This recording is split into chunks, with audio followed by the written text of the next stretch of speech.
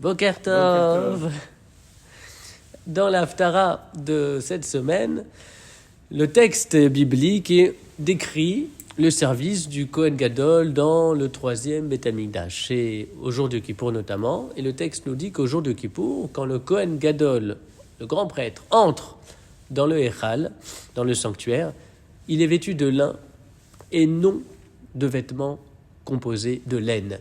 Autrement dit, il est vêtu d'une matière fraîche, non d'une matière qui apporte de la chaleur.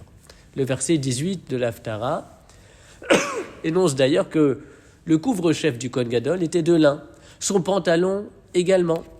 Et le verset se conclut par la défense faite au Kohen Gadol de porter une ceinture qui produirait de la sueur, c'est-à-dire, nous dit Rashi, une ceinture de laine. Donc le Kohen Gadol, dans ses vêtements sacerdotaux, avec ses vêtements sacerdotaux, il porte du lin et non de la laine.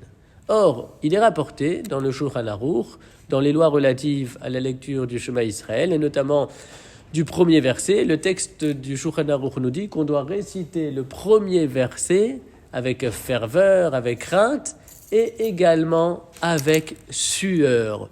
Cette sueur résulte de l'effort, de l'engagement, de l'énergie déployée au moment de la récitation de ce premier verset du Shema.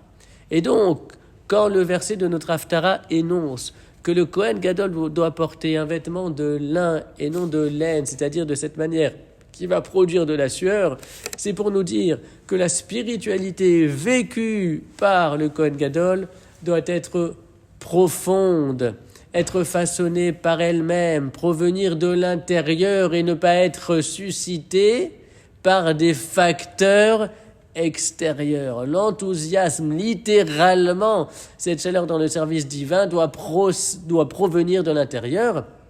C'est à cette condition spirituelle que le 3e Beth Amikdash pourra fonctionner.